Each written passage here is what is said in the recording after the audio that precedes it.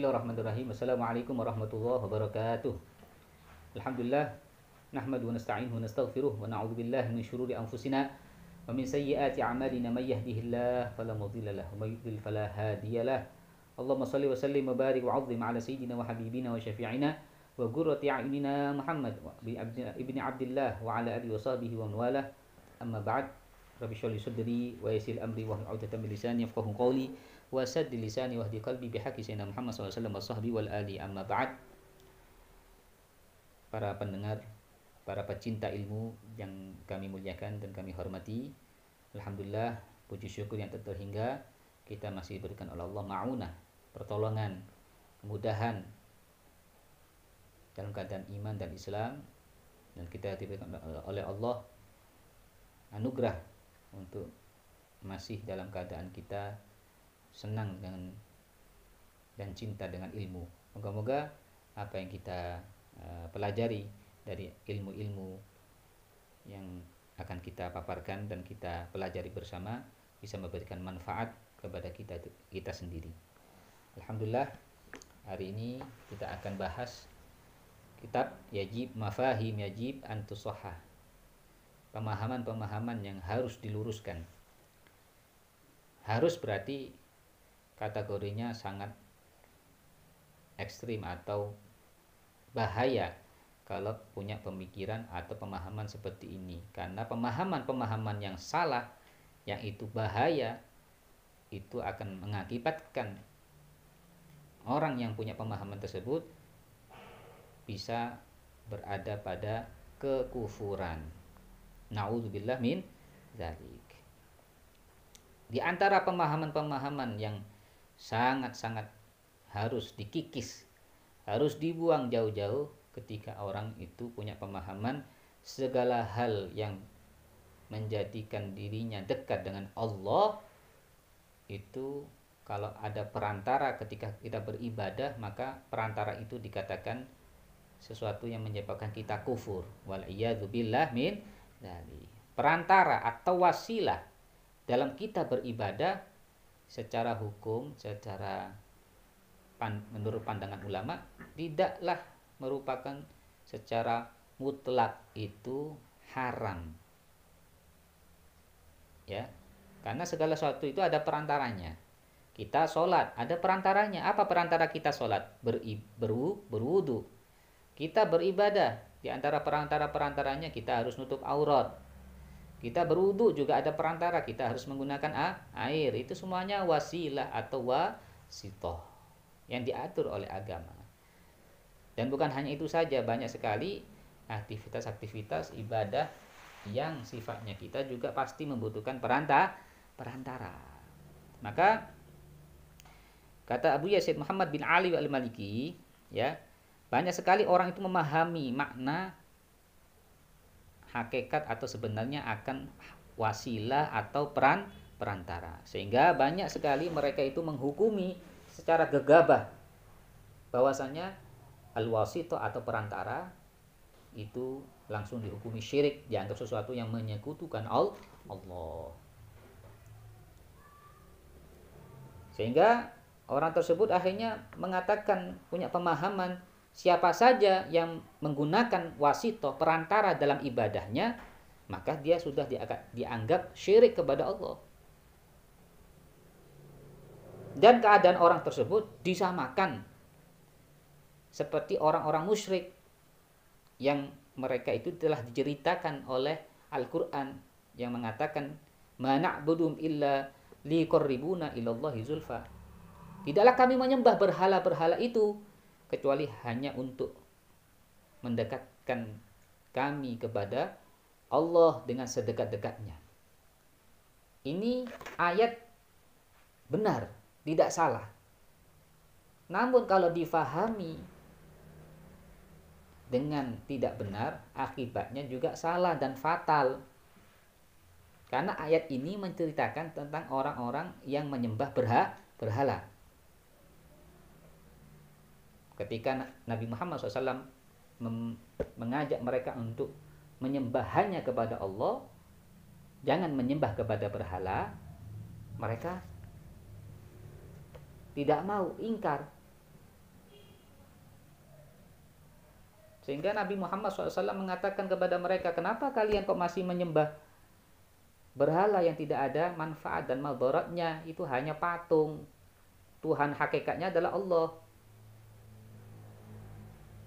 Ya, mereka faham ini patung, ini tidak ada bisa memberikan bahaya dan madarat. Tapi mereka mengatakan, menjawab Nabi Muhammad SAW dengan perkataan ini, kami nggak menyembah berhala-berhala ini kecuali hanya untuk mendekatkan kami kepada Allah. Ini wasilah saja. Maka banyak salah faham orang-orang itu memahami ayat ini, sehingga ayat ini akhirnya kata Abu Yasir Muhammad bin Ali Maliki ditempatkan, diposisikan ayat ini, digunakan ayat ini untuk orang-orang yang beriman kepada Allah. Sehingga kita misalkan sebagai orang muslim,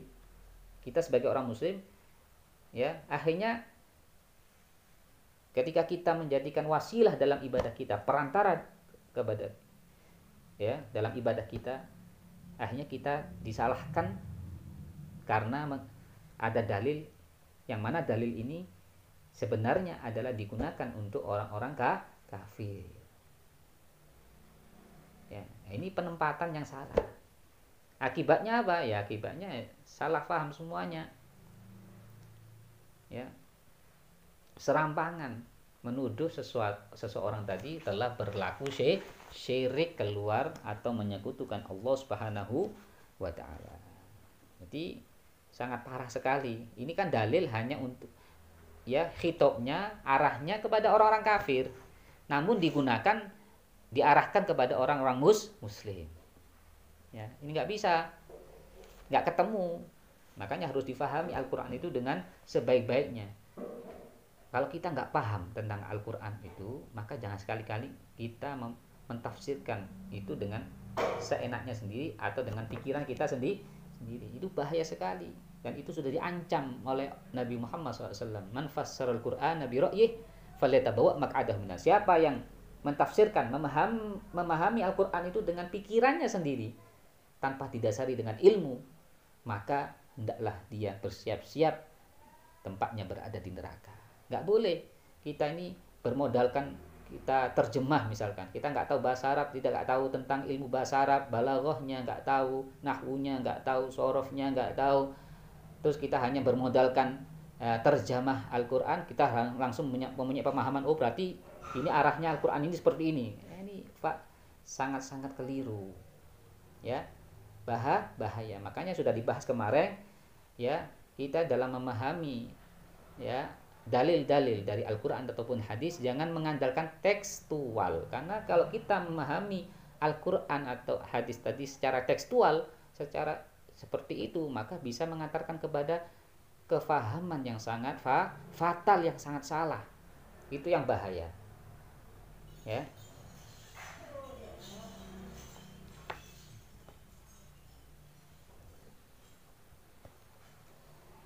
Oleh karena itu, Abu Yazid Muhammad bin Ali al-Maliki itu beliau, ya, sampai menyandingkan, memberikan arahan kepada kita, kalau kita misalkan menghormati, memuliakan sesuatu dalam rangka kita, misalkan kita ini diperintahkan sama Allah memuliakan orang tua, otomatis kata-kata memuliakan ini kalimatnya bermacam-macam pemahamannya, ya kan?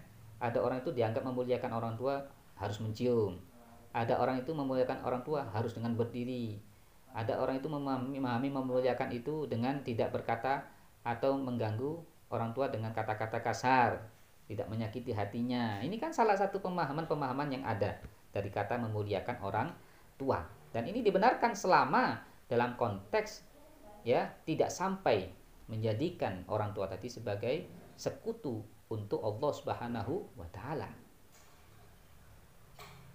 Sehingga apapun yang kita lakukan kepada orang tua, baik dengan mencium, ya, baik dengan merangkul, baik dengan apapun yang sejatinya itu memang dianggap memuliakan, maka itu dibenarkan. Tidak sama sekali hal tersebut dilarang oleh syariat. Kalau kata-kata seperti ini, ada perbuatan-perbuatan ini, ini namanya semuanya wasitoh, perantara. Mungkin kita memuliakan orang tua itu dengan memberikan hadiah, ini kan perantara ini. Perantara kita dalam rangka memuliakan. Kalau kita dianggap memberikan hadiah, kita berdiri mencium orang tua, dianggap menuhankan orang tua, ini salah kaprah. Nggak ada sama sekali orang yang mencium orang tua punya pemikiran saya ini menuhankan orang tua, nggak ada.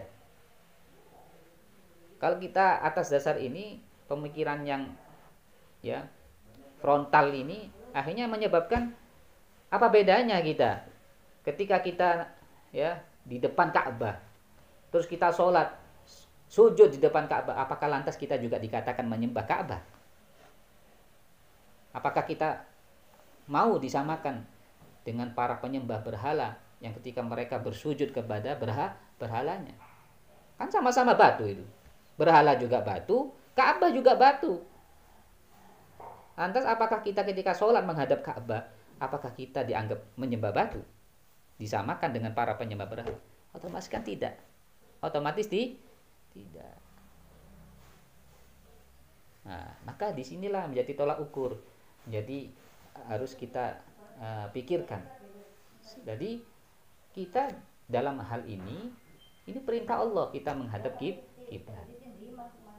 Tidak ada niatan ketika kita menghadap Ka'bah itu kita menyembah Ka'bahnya, nggak ada. Maka kita bisa kiaskan kepada perbuatan-perbuatan yang lain yang di situ ada nilai at-taqarrub ilallah, ada nilai ibadah dan itu perintah dari Allah. Seperti contoh, kita ya kan cinta kita kepada orang tua kan tidak terbatas di masa hidupnya saja. Namun juga setelah meninggal pun orang tua harus kita cintai dan kita muliakan. Bagaimana cara memuliakan orang tua ketika sudah meninggal? Di antaranya mendatangi kuburannya, mendoakan orang tua. Mungkin kadang-kadang ketika kita datang kepada kuburan orang tua kita yang sudah meninggal, saking cintanya, saking rindunya, terkadang orang ini memeluk pusara atau nisan dari orang tuanya, bahkan sampai mencium. Kan perasaan memuliakan, perasaan cinta dan rindu kepada orang tuanya yang sudah meninggal. Maka ketika ada perbuatan seperti ini, apakah langsung kita mencap orang seperti ini langsung musyrik? Kamu nggak boleh mencium orang tua, pusara orang tuamu. Ya. Lantas apa bedanya? Orang tua yang masih hidup terus kita cium, ya.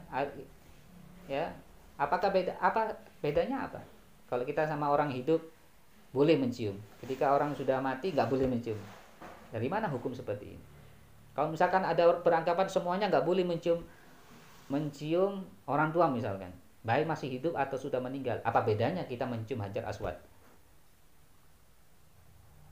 Mencium Hajar Aswad karena kita diperintahkan memuliakan Hajar Aswad karena Nabi Muhammad memuliakan Hajar Aswad dan mencium Hajar Aswad.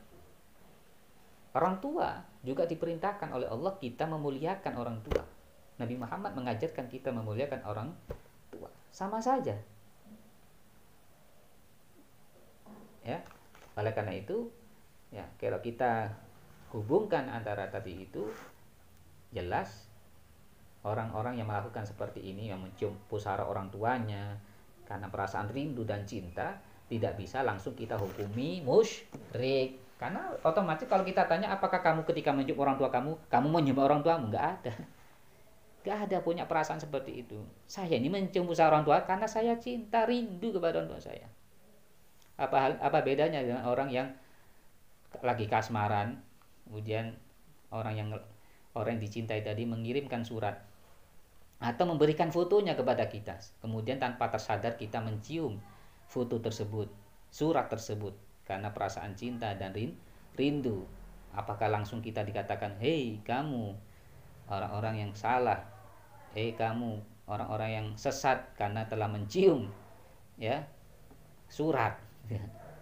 Padahal kita dalam rangka bukan karena kita menyembah surat itu, ya, bukan kita menjadikan surat itu atau foto tadi sembahan kita dalam rangka cinta, ya, begitulah, ya.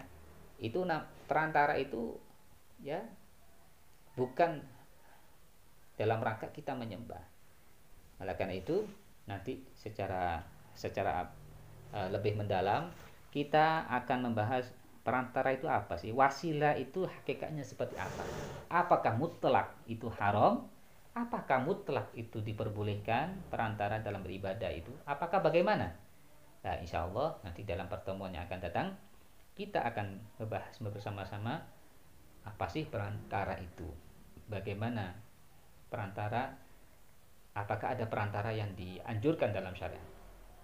Insya Allah nanti kita akan bahas lebih lanjut. Ya, wallahu a'lam bishawab. Moga-moga bermanfaat untuk kita semuanya.